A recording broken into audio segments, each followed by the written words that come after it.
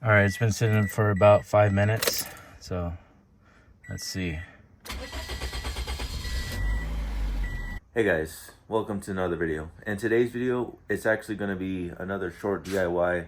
If you haven't followed me because of that, I would definitely follow me. I don't do a lot of storytelling on my DIYs. I try to get to the point so you guys can get your car back on the road. The fuel rail, it has this little, I don't think it's not a regulator, but it's like a dampener, the fuel dampener on the fuel rail. Mine's leaking.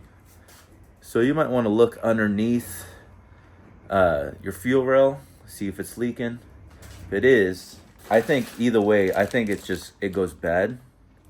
So we're gonna go ahead and change mine out and see if it works. So as I'm starting to pull some of this apart, you see how there's residual of it leaking. You could start it up for a few seconds when it's first cold, or when it's warmed up and you just turn it off. You could definitely smell a strong gas smell around that area. So either if it's not leaking or if it's leaking, I mean, you're gonna see in this video, I would probably go ahead and change it. It actually has about almost 200,000 miles on that fuel rail, as far as I know. So I did get this used. So I'm gonna wanna go ahead and take off all the, pigtails right there.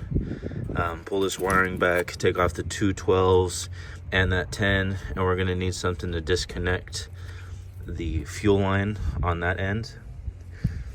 So let's go ahead and do that. All right, now that I got them all O-ringed with new O-rings from Toyota, all of them are brand new. Just this O-ring and that O-ring, all four. So definitely recommend changing out your O-rings, because I had an issue with mine and mine ended up leaking all over the place. So I got the new one on now.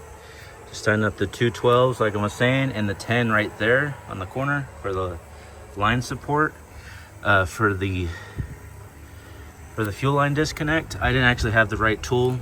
I had to use a Ford transmission cooler line disconnect. I believe this is the 3/8 version of it. So you might have to get one of those or look up the actual correct tool. All right, once you get it started again, it's gonna take a couple tries because of it's bleeding out through the fuel rail and all that. So you're gonna have to crank it for a little bit for extended and all that, and then it'll get started.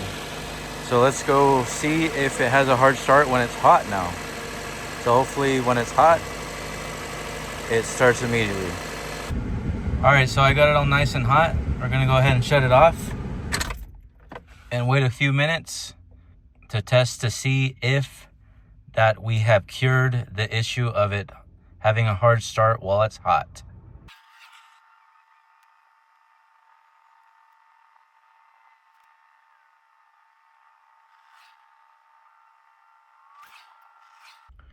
All right, it's been a little over 4 minutes.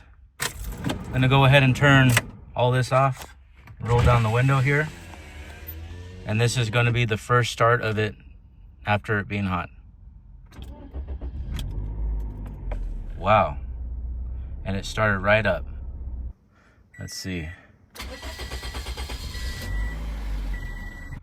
All right, I'm at the gas station. I just filled her up. As you can tell, just put gas in it, gas station. Let's see if it has a hard time starting. Nope. Starts right up. So that should be it, man. We are golden now.